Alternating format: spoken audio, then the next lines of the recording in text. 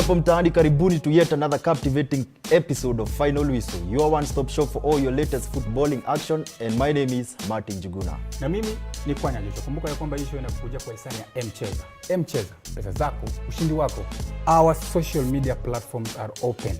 You can always talk to us through our Facebook page is Final Whistle, and of course Instagram at Final Whistle KE, Twitter at Final Whistle KE. Now let's come back to kitu inaitwa international break. Maze hii wiki hakuna premium. Hakuna premium, na naona umevaa jezi ya Manchester United. Kule majumu na tesa vibaya. Red Devils, my friend. So this week kuna Uganda versus Egypt in the Africa Cup, World Cup qualifiers African continent. Na that is group E. If you look at that group, Egypt unaongoza na 6 points. Wamecheza 2 matches, so that means they have 100% points. And then Uganda wanakuja second with 4 points. 1 win and a draw. So that means hii game is a do or die for the Uganda Cranes. Sure. If they win it, watakuwa wanaongoza pale.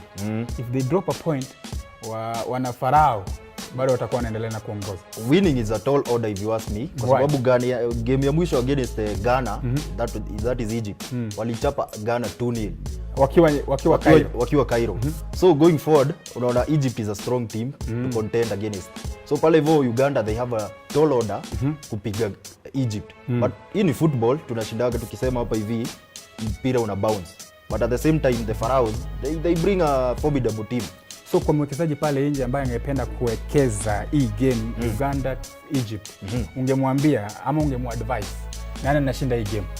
Kushinda pale hivyo mimi nakwambia Egypt inashinda. Wakiwa Kampala. But kuwa on the safe side, under 2.5 pale utakuwa uko na sure bet pale. So hii game inawezaisha 1-0 ama 1-1 hata 2-0 ama 2-0. Yes, utakuwa safe. That is Uganda versus Egypt in Kampala in the World Cup qualifiers. That is group E. Remember World Cup inafanyika next year in Russia. Apart from that, kuna Senegal wanapigana na Burkina Faso. In the Africa Cup of Nations, I think a year ago, tuliona Burkina Faso. This year, let me say this year. Burkina Faso really walisumbua timu mingi sana in the Africa Cup of Nations. Wako na mavijana wanacheza mpira. But this time round, they are going to Dakar to play Senegal. How do you see this game? Umesema rightfully so. Burkina Faso wanacheza mpira. Walitesa, tuliona Africa Cup of Nations. Na walifika place poa sana. So going forward pale vile wakicheza against Senegal. Senegal tunajua ni timu yenye wanakimbia sana. Both teams are from the western side of the Africa. Na it is a evenly matched game if you ask me. But Senegal it is evenly matched because even if you look at the group the table so far, they're tied at 4 Senegal is third with 3 points, while Burkina Faso are first with 4 points. So it means that Senegal wakiwa nyumbani, they have to win to get 6 points and to take Burkina Faso to the third place or second place. Exactly. So going forward easy team mbili zikienda kwa hii game zitakuwa zinacheza kama ni final, kwa sababu pale hivyo both of them are at the same point.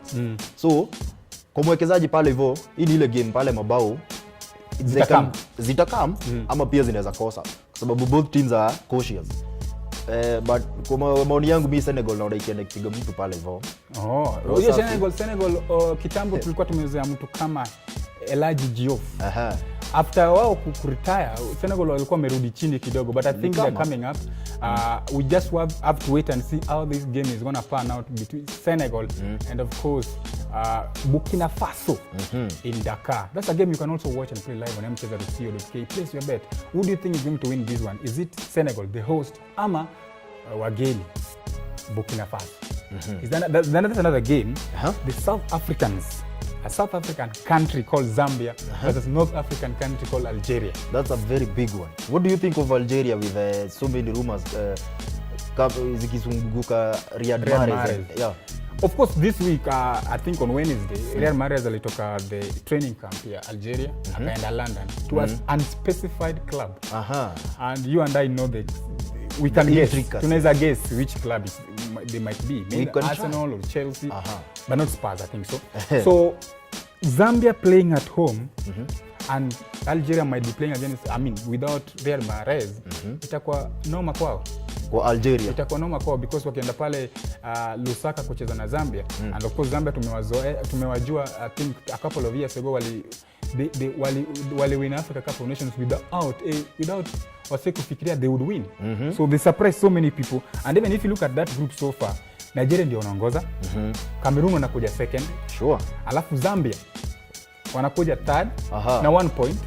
Algeria wanakuja fourth na 1 point. So unaona pale it's a do or die for both of them because if they lose, if either lose, bala. Ukiwa hapo mtaani Chipolopolo ama Desert Foxes, who do you think is going to outshine the other one? Our Facebook page remains Final Whistle. At Twitter you can find us at Final Whistle KE. Na wenye wanapenda picha je? At Final Whistle KE Instagram. And of course apart from that, the same group kuna Cameroon versus Nigeria. West African derby. You can call it that way. Indomitable Lions wameshinda Africa Cup of Nations 4 times. I mean 5 times because walishinda juzi, they're the defending champion. And then Nigeria pia tumewazoea kitamba kina JJ Okocha na Nku Kanu, they have the household names. Yeah. Right now you can say Nigeria imedidimia kidogo in terms of performance, akina John Obi Mikel, akina Iheanacho. They have not been performing to the level that wale wachezaji wa kitambo walikuwa na perform. But wakiwa Yaounde kucheza na Cameroon, sidhani kama Nigeria can beat Cameroon at home. Well, it's the same case if you mention against Cameroon. The likes of people like Samuel Eto'o. Unajua huyo ndio tulikuwa tukisikia Cameroon. Tukisikia Cameroon tunajua Eto'o pale vo lazima atashine. So hizi ni timu mbili zinataka ku bounce back. Hii ni ile tunasemaga bounce back derby. Of course. Kwa hivyo going forward hizi ni zile bao, hapa mabao zitalia kwa sababu both teams they are in desperate times za kuonyesha they are still in this game. So kumwekezaji pale hivyo, hii ni game over 2.5, sure bet you're good. It seems that Nigeria is running away with that group because they have 6 points after 2 matches. Cameroon have 2 points after 2 matches. Wow. You can see the gap there. So Nigeria is they're very, very serious with that group. So apart from those groups, we have 5 groups. Remember, only 5 teams are going to qualify for the Russia World Cup next year from African continent. Wow. Kwa hivyo numbers zinapiganiwa pale. So the winners of each group ndio watakuwa wanaenda Russia next year. Automatic qualifications then. And that is group B, Nigeria, Cameroon, Zambia and of course Algeria. There's another big game that is DR Congo versus Tunisia in Kinshasa. That is a very big game. Tunisia pale hivyo tunawajua last game uliona in the Africa Cup of Nations. They brought their game was high. The memory of Tunisia, the Carthage Eagles really tulikuwa tunazoea early 2000. The game hiyo ndio tuliona. Na going forward pale hivyo unajua pia wanataka ku represent their country in the World Cup. Yes. So against they're playing DR Congo away. DR Congo wamekuwa wakifluctuate. Mara wanashinda, mara wanashindwa. So you don't know whether they are this way or that way. So pale uko tu hapa kule ujui do you want to support them or not? So Tunisia kwa maoni yangu pale naona itaenda kushinda hii game na mwekezaji pale hivyo ukiwekea kichwa you're good to go. Wekelea Tunisia the Carthage Eagles kichwa. Ukiangalia hiyo group A where we have DR Congo, Tunisia na Guinea and of course not Guinea-Bissau but Guinea, Conakry and Libya in that group. 4 teams. DR Congo wanaongoza 6 points, Tunisia 6 points, Guinea 0 point and of course Libya 0 point. So Guinea na Libya ndio wamekuwa kama the tails pale hivyo ndio wanapeana ma points. So somebody has to win this game to separate these two teams. Of course. Who do you think is going to win between DR Congo and Tunisia in this game? You can watch also this game live on mcheza.co.ke. Place your bet. Mimi naona DR Congo wananyanyasa mtu kule Kinshasa. Okay. Apart from that, kuna you can also see the games that are coming this weekend on your screen now in the African World Cup qualifiers in Africa. Sure. Apart from that, pale Europe. We like European leagues, but now the respective nations pia wanacheza. Yeah. Spain na Italy. I remember 2012 Spain walikuwa wananyanyasa watu sana. Walikuwa wanacheza tiki-taka ya ukweli. So at home against Italy, who is winning this one? This one is a tough one to call because of the caliber of players we are seeing here. Hao ni players tumewacheki wakicheza kwa Premier, kwa most of the European leagues and they are in good form. Having said that, Spain is a team to reckon. If you, the reason for saying this ni unaangalia waseika Marco Asensio. They have been a young sensation. They have been a revelation so far for Real Madrid. Of course, na Zinedine Zidane amefanya good job ku raise huyo kijana mpaka afika hiyo level amekuwa. Having mentioned that, Buffon anazeeka tu polepole na I know he would like to participate in his, tunaweza sema mwisho last World Cup, and atakuwa pale hivyo nyuma amekaza kamba mbaya sana, na tunajua defense ya Italy sio ya kubahatisha, kina Bonucci, Marchisio, Chiellini, you know the likes, but at the same time Spain iko na young players, watu wanakimbia mbaya. Spain likes of Morata, Cesc Fabregas, Diego Costa, they were not called to represent their nation in this game. Do you think they are going to be missed? Having not been called is one thing, lakini pia unajua game ikianza and then you see surprise names, yes, it happens. So unaweza sikia hapo itu ati aende, you know, even David Villa, nobody expected him to be recalled to the national team. So that is just a minor issue. Going forward, Spain, for me, I see them beating Italy, but it will be hard to win for them. Spain beating Italy, but through hard work. Yes. Lazima mtu akaze kamba. Lazima pale wa sweat baze. Hii si point bure. Remember they are playing at home. So who do you think is going to beat or is going to win this game? Spain versus Italy. It's a titanic battle. What do you think? Do you think Italy has a chance? If we were to go by the tiki-taka style of football that Spain plays, I would say Spain would win this one. And again, since wanacheza nyumbani, they have an upper hand. They have the 12th man. Yes, they have the 12th man at home. But if, you know, wanaitala hapa tunawajua na kudefend vizuri. If it comes to matters to do with solid defending, only two teams come in mind. Yes. Italy and Greece. So Italia, they're very good in defending. If they approach this game by defending properly, then I think they stand snatch a point here. But it's going to be a tall order. All right.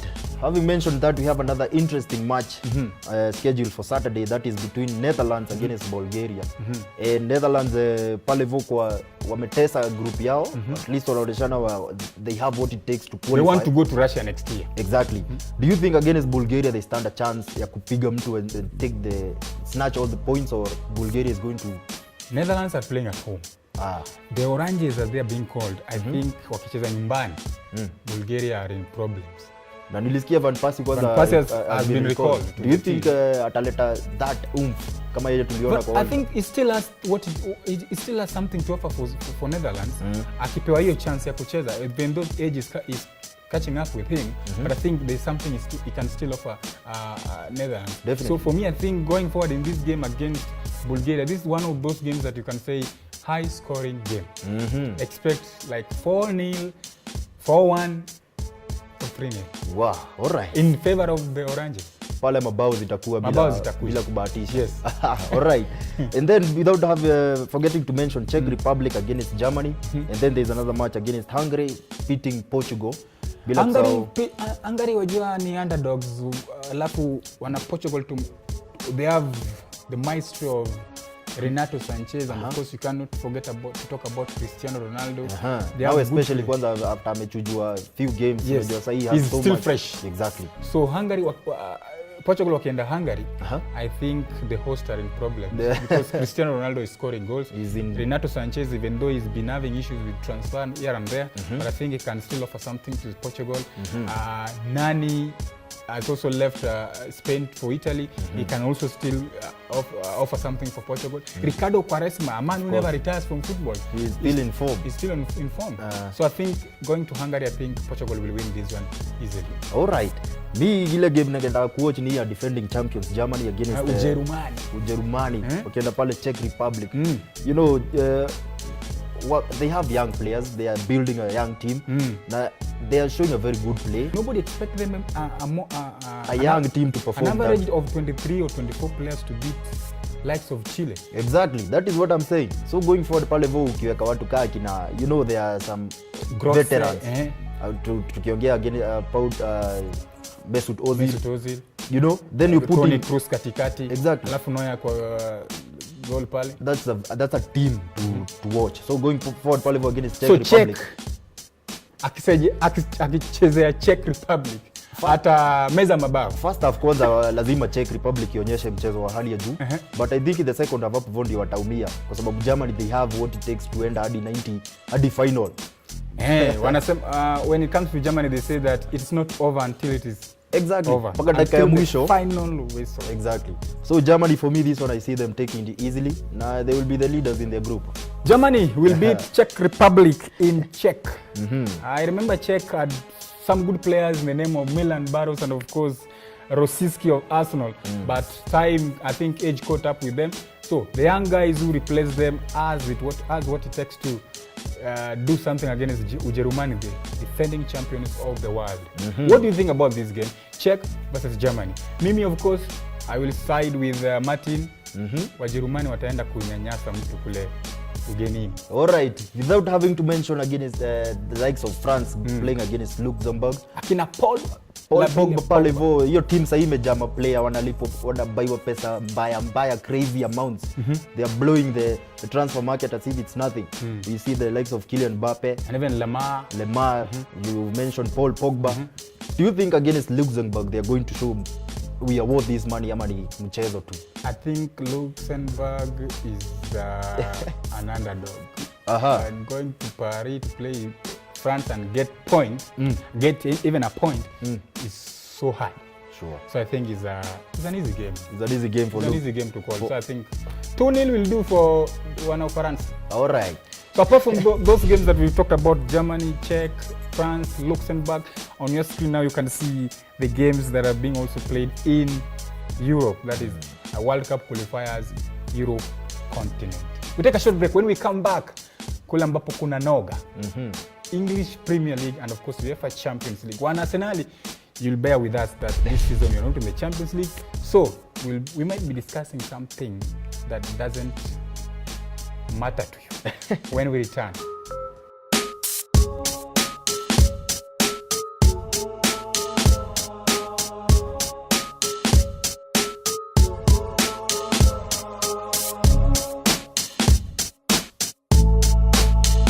Welcome back to the show and of course Jugush. Yes. UEFA Champions League. Manchester United walirudi this season and we pale group A, Basel, Benfica, Moscow and of course Manchester United. How is this group going to pan out? Well, tulikuwa tunabonga nayo unaniambia ati walirudi through the back door. Lakini kushinda Europa I don't think is a back door. Well, it's a tough group kwa sababu Basel ukiangalia kuna time tulipatana nao last time na 2011. Bana. The last time mulishare the same group mulitoka walitutoa. So history itajirepeat hapa. Sasa sioni history ikijirepeat kwa sababu ukiangalia venye Manchester United inacheza as of now. Jose Mourinho amekuja na amerevamp, amebuy ma players na bado anaendelea ku strengthen team. So going forward pale kwa group points lazima tuchukue, even if it have kumaanisha to sacrifice one of the star players wacheze. It's better ndio tufike finali. So Basel this time it's revenge. We are on a revenge mission. Yes. So E group Manchester United watakuwa wana enda last 16. Of course. Na nani? Juu kiangalia pale vo the only team I think that is going to be of inaweza leta compare kiasi Benfica. Yes. Group C kuna Atletico Madrid, Chelsea, Karabakh and of course Roma. Another group of death. Many pundits will say this group has 3 strong teams. Yes, that is Roma, Chelsea, Atletico Madrid and Roma. Where does that leave Karabakh? Karabakh is an underdog, so I think they can't. I don't see them making past group stages. I don't think they're going to be the Leicester of last season. So E group is very hard, but I see Atletico Madrid topping that group and Chelsea coming second. All right. Yes. Then we have the group of death. Palevo group H. Tuko na Real Madrid, Dortmund, Tottenham Hotspur na Apoel Nicosia. How do you define this group? Should I say that goodbye to Spurs? Because if you look at that group, Real Madrid ni watu ambao tushazoea. They're the defending champions. Of course. And then Dortmund tunawajua. Last season they were in the same group with Spurs. Na waliwapiga Spurs. So Spurs are in big problems wakicheza against those two sides. Paul Nicosia they can win. But again ukiangalia vile Spurs pia wamechukua kicheza nyumbani. It's so bad for them. Because Real Madrid wakikuja Wembley, they'll come for a win. Dortmund wakikuja Wembley, they'll come to win. So Spurs, they might be the first English side kutoka. Well, I share the same sentiments. Kwanza Spurs so far wamekuwa they have one directional style of play. Na hii ni Champions League. Pale hivyo mnahitajika kuwa mko dynamic, yes. You know.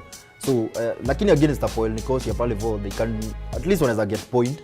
Of course Apoel Nicosia is they are one if you look at these groups kuna there are bigger teams and there are underdogs. So in that group you can say Apoel Nicosia hata wakienda Israel bado teams itapata points from them. Alright, so hivyo pale hivyo unasema Real Madrid na Dortmund will qualify to the next stage. Alright. So group F kuna Feyenoord, Manchester City, Napoli, Shakhtar Donetsk. What do you think? Do you Man City pale hivyo Pep Guardiola amecheza Champions League for a long time. Ashaishinda mara mingi. Ameishinda but against Napoli. What do you think about this match? Unajua walicheza in the group last season na mabao zilikuwa zinalia pale left right. You know the Manchester City under Guardiola they're playing good football. Ile ball ya kukaa chini na kuwatch. But no football pia what matters are goals. Sure. If you can entertain me for 90 minutes but hakuna mabao, it's a problem. So for me going forward that group looks easy for them. But you can never write off Shakhtar moso wakiwa nyumbani. Sure. Unaona? Yep. Then Napoli pia wakiwa Naples is very hard kushinda. So Man City just needs to lazima make sure hizo 9 points zile watakuwa wanacheza nyumbani.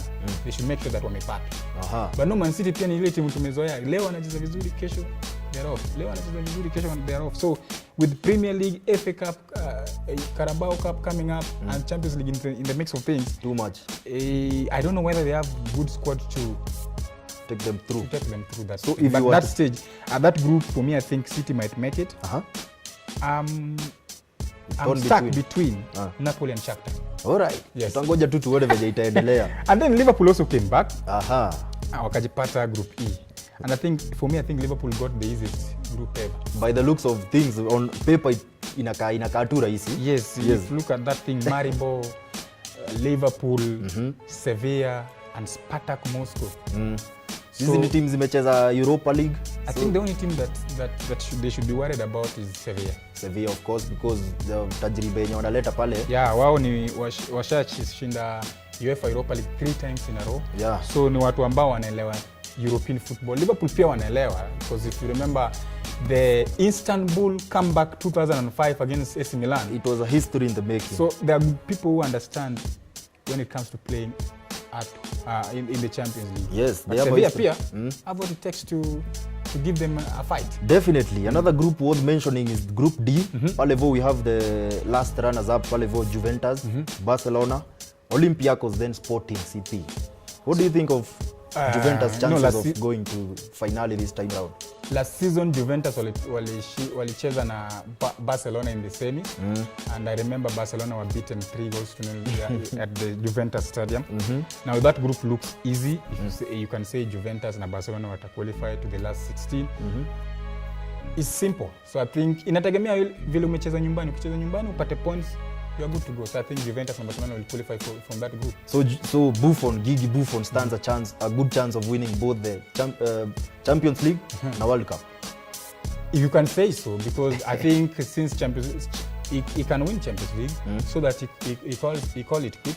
Then he can also win the World Cup and say bye-bye football. All right. So apart from the games or the groups that we mentioned from Group A to Group H where we have Spurs, Chelsea, Manchester United, Liverpool and of course Manchester City. Among those English clubs, who do you think is going to make it to the knockout stages? That is last 16. Definitely, and our Facebook page remains Final Whistle. Twitter, you can find us at Final Whistle KE, and on Instagram at Final Whistle KE. Now, tutoke Champions League, turudi England. Pale penye tunajua tu mpira hapo ndio umenoga mbaya. Last, in the match day 3 tuliona Liverpool walinyanyasa mtu 3-4 goals nil. Hiyo singependa tuache bila kuzungumzia. Arsenal and Liverpool. What went wrong for Arsenal? Well, everything went wrong for them. Tactically, squad, yani hata mentally. walishindwa tu. Arsene Wenger for hii game alikuja akiwa in tatters. Tusisahau alikuwa amepigwa na Stoke City. So he was desperate to show to the fans hatuko chini vile venye mnaona. It's just a stage in life. But so far venye tunasikia a massive Chamberlain na shinde zake Liverpool. Alexis is not settled. Links are linking Sanchez with a move to Man City. We have the likes of Mustafi pia tunasikia kidogo. So going forward pale hivyo, it's a team in shambles. It's a team in shambles. Yes. Arsenal. Yes. So that's why we saw them losing so hugely against Liverpool. 4-0. That's a drubbing if you ask me. After Liverpool, Arsenal at Anfield, we have Manchester City and Liverpool at the Etihad. Match day 4, English Premier League. This is a tough game by all standards. Of course. But if you were to divide those teams, who is going to get 3 points or who is going to win? This is Pep Guardiola versus Klopp. Exactly. These two people wamejuana pale vo Bundesliga. Wamepatana Bundesliga, Germany, I mean Bayern Munich versus Borussia Dortmund. Exactly. So hawa wawili ukiangalia historia yao, huyu anashinda, huyu anashindwa hivyo. So going forward, lakini ukiangalia Liverpool venye wanacheza mpira wao ni wa hali ya juu, na last season walikuwa wanapiga timu kubwa. Yeah, walikuwa wamezoea kina Arsenal, Chelsea, Man United. Man United and Manchester City. So is that trend going to continue this season? I am one of the fans who will be eagerly waiting to see if he's going to repeat the same. Of course, he has already repeated it. He has already done it against Arsenal, but it's because Arsenal is struggling. Man City wananunua ma players and wanafunga babao dakika za mwisho. So this one is a tough duel. Hizi timu mbili zitaenda pale hivyo kucheza game, si kubahatisha. For me, I think Manchester City versus Liverpool is a game that there's likelihood itakuwa na mabao. Manchester City might score. Liverpool definitely will score in this game because Liverpool si timu ambayo inacheza rotating on a single player. It's from the back, goalkeeper, defense, midfield, striking force. If you look at Liverpool Liverpool is the only team in the English Premier League that's not playing without an outright striker. Yeah. And they're really beating teams so badly. And what about these rumors about surrounding Coutinho? For me, I think Coutinho should have just they should have just let him go, because if you look at the Villarreal's last game, they were playing so well without him. Yeah. So if a player wants to leave anataka kwenda Barcelona, kwa nini wanaweza mwacha tu aende zake? All right. Yes. Bila kusahau kumention kuna game kati ya Everton beating Tottenham Hotspur. Wow, that's another cracker. That's another big game. Do you think Everton is going to snatch a point, or Tottenham is going to beat them? Everton walipigwa na Chelsea last game.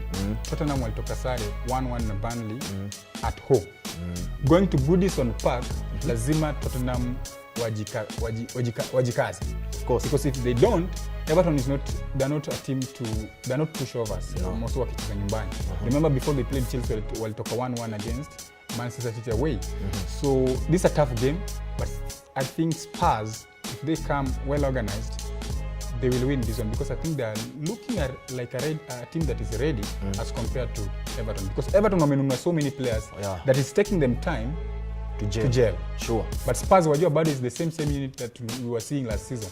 So with that team compact in place, I think Spurs will win this one. Spurs will win this one. Away at home. Away at Goodison Park. Ukiwa mtaani, what do you think? You remember you can visit mcheza.co.ke. Everton versus Tottenham. Joshua anakuambia Tottenham is going to win this one. But you ukiwapo, who do you think is going to win one? Then at the King Power Stadium, the former champions versus the current champions, Leicester City versus Chelsea. Who is going to beat who? Well, Leicester sahi could have they have been linked with moves or akina Drinkwater anataka kuja Chelsea. Mahrez ndio huyo wako na rumors juu. So going forward pale hivyo, hii itakuwa deadline itakuwa imeshaisha, players watakuwa wameshaishia.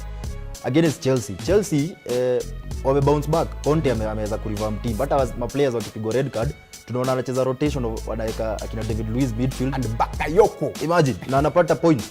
So going forward against Leicester, Chelsea, I see them winning this one hata kama watakuwa away. Na Leicester, they have a tall order against Antonio Conte's men.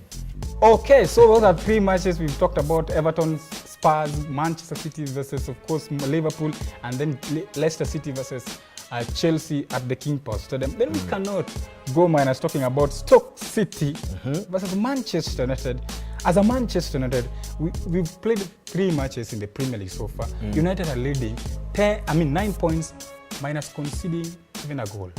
Is that trend going to continue at the former Britannia Stadium? There is an article nilikuwa nasoma juzi ati there's a time Manchester United won 3 games in a row and then they ended up not winning the league. Even last season. But this season is different. I see Mourinho has akona long term. Anataka kuchukua at least something at the end of the season. So against Stoke, ndio Stoke walipiga Arsenal, but this is Manchester United having won a hat-trick of games in the beginning of games.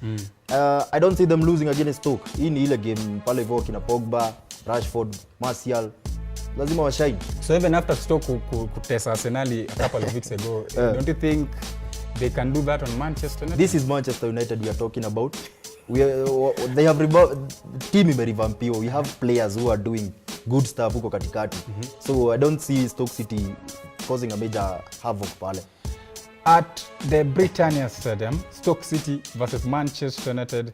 Martin anasema kwamba this game is going to be won by Manchester United. What do you think about that? For me, I think Stoke City aka Beba Beba might force a draw on Manchester United, and that 100% win for Jose Mourinho and his team will end. And of course, apart from that, kuna games zingine ambazo you can see on the screen now. We have West Ham versus Huddersfield, Swansea, Newcastle United. This team called Huddersfield, wametoka juzi championship.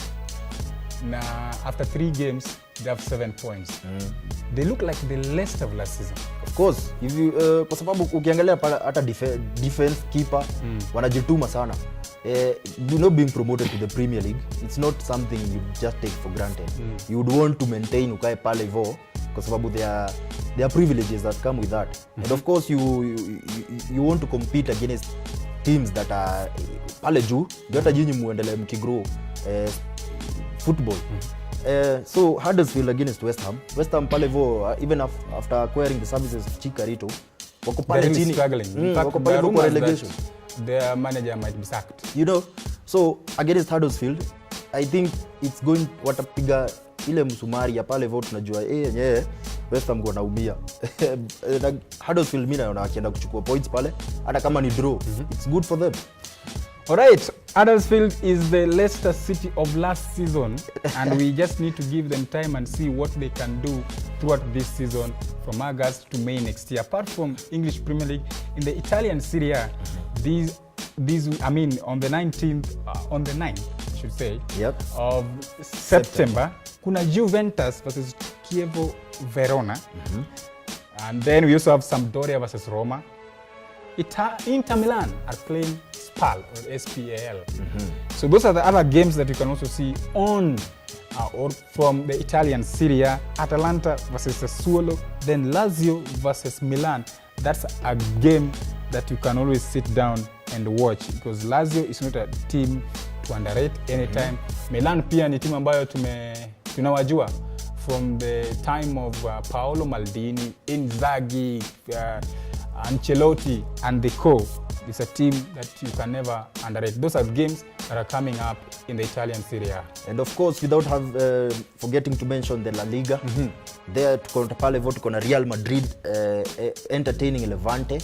Real Madrid last game walicheza home against Valencia wakatoka sare, so they need to bounce back on this one. Of course, pale hivyo tukiona Cristiano Ronaldo as he prepares to get back to the team, they will be playing against Levante. And then we have Valencia playing against Atletico Madrid. That's a big game. That's a very big game. At the Mestalla Stadium. So we are waiting to see the likes of Antoine Griezmann and his core wenye wataendelea kuperform after the international break. Then there's a game. The Catalan derby. Exactly. Barcelona facing Espanyol. How do you think this game is going to pan out? Hii inakuwa derby tu ile ama inakuwa tu derby on paper, but when it comes to playing football, Barcelona is always winning it. I wouldn't be surprised Barcelona winning even after acquiring the services of Ousmane Dembele. Unajua they have been desperate kutafuta msemo mwenye anajaza hiyo shimo ya Neymar. So Ousmane Dembele I think pale vo ataleta hiyo nguvu yenye walikuwa wanahitaji sana. Na Messi pia unaona sasa hii is being called upon to perform kwa sababu Barcelona inaitwa sinking ship, but Messi bado wako. So they bring a formidable team. Sio timu ya kudharau tu ovyo ovyo. So in this Catalan derby, Espanyol, Barcelona, Barca will win. They will win but wata struggle. Kwanza usisahau wakitoka international break pale Voma fans watakuwa wamechoka. Wengine pia watakuwa wamepata injury, God forbid. But it's part and parcel of football. Wengine watakuwa wameenda team fulani juu ya transfer deadline. Yeah. So we are waiting to see how it's going to pan out. All right. So apart from the Catalan derby, Barcelona versus Espanyol, there are also other games that are coming on this weekend. Villarreal, Real Betis, Malaga versus Las Palmas, and of course Atletico Bilbao versus Girona. Remember Girona, there are rumors that Kenyan international Michael Olunga might be joining them on a season-long loan. All the best. Tukimalizia show ningependa kusema as these transfers are going on, managers and players, we would like to see responsible money and everything happening. Wasiharibu mpira because mafans ni wengi and we are enjoying this football. Even as the players as they are going to these teams, don't forget what took you there.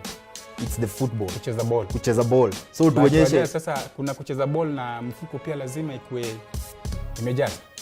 Maoni yangu naona juu football kucheza ni talanta. Wacha dozi kuja baadaye. So ukiweka do pale mbele, si football itaharibika. Wacha kwanza tukuone ukicheza alafu tusikia do ulifanya nini nazo. Manchester United wanasema ya kwamba pesa should not come first. No. Before the talent that comes from the Lord. Exactly. So mimi yangu ya mwisho ni kwamba to the Arsenal fans, give Arsene Wenger time. Naitwa Kwanya Joshua. Nami ni Martin Njuguna. Until next time. Adios.